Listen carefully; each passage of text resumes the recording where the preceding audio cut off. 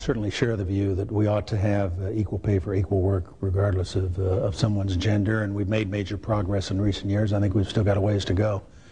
But I also think it's not just about the differential with respect to women. If you look, for example, at our opponent's tax proposal, they discriminate between stay-at-home moms with children that they take care of themselves and those who go to work or who, in fact, have their kids taken care of outside the home. You, in effect, as a stay-at-home mom, get no tax advantage under the Gore tax plan. That's contrasted with the Bush proposal, which, in fact, provides tax relief for absolutely everybody who pays taxes. And it's important to understand that the things that we're trying to change and the things that we're trying to address in the course of the campaign and what our agenda is for the future, our plans are for the future, focused very much upon giving as much control as we can to individual Americans, be they men or women, be they single or married, as much control as possible over their own lives. Especially in the area of taxation, we want to make certain that the American people have the ability to keep more of what they earn, and then they get to decide how to spend it. The proposal we have from Al Gore, basically, doesn't do that. It, in effect, lays out some 29 separate tax credits, and if you live your life the way they want you to live your life, if you do, in fact, behave in a certain way, then you qualify for a tax credit, and at that point you get some relief. Bottom line, though, is 50 million American taxpayers out there get no advantages at all out of the Gore tax proposal, whereas under the Bush plan, everybody who pays taxes will, in fact, get tax relief. Bernie, might I have an opportunity to respond here? You can respond, Senator, but I caution you gentlemen that if you do this consistently, we're not going to cover a lot of topics, okay. And after the Senator responds, you don't have to feel compelled to respond to the Senator. Depends on what he says, Bernie. Right. This is an important difference between us, and I want to try to clarify it briefly if I can. The first thing is that, in fact, the tax relief program that Al Gore and I have proposed, one of those many tax credits for the middle class that Dick just referred to, includes a $500 tax credit for stay-at-home moms, just as a way of saying we understand that you are performing a service for our society. We want you to have that tax credit. Second, the number of 50 million Americans not benefiting from our tax cut program is absolutely wrong.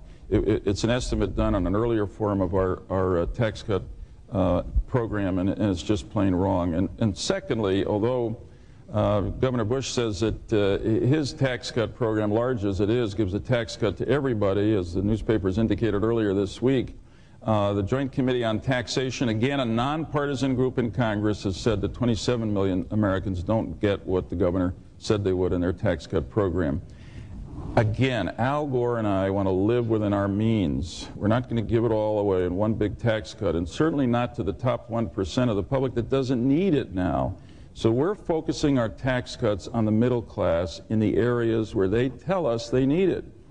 Tax credits for better and more expensive child care, tax credits for middle-class families that don't have health insurance from their employers, the tax deduction I talked about earlier, very exciting deduction, for up to $10,000 a year in the cost of a college tuition, a $3,000 tax credit for the cost, well, actually for a family member who stays home with a parent or grandparent who's ill, and a very exciting tax credit program that I hope I'll have a chance to talk about later, Bernie, that encourages savings by people early in life and any time in life by having the federal government match savings for the 75 million Americans who make $100,000 or less, up to $2,000 a year. So very briefly, if a young couple making $50,000 a year saves $1,000, the government will put another $1,000 in that account.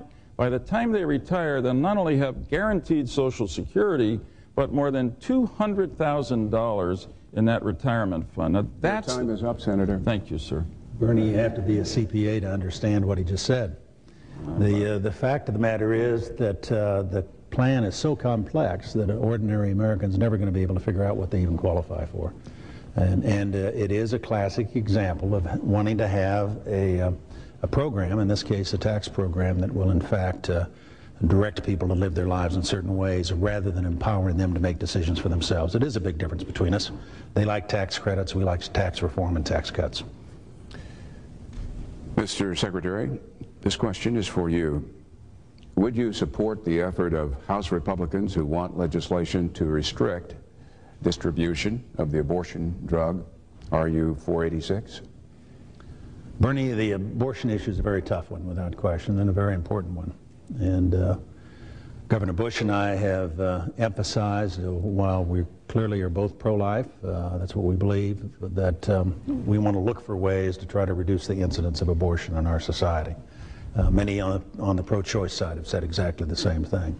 Even Bill Clinton, who's been a supporter of abortion rights, has advocated reducing abortion to make it as rare as possible. With respect to the question of RU 486, we believe that, of course, that it's recently been approved by the FDA. That really was a question of whether or not it was safe to be used by women. They didn't address the question of whether or not there should or should not be abortion in the society so much as evaluate that particular drug.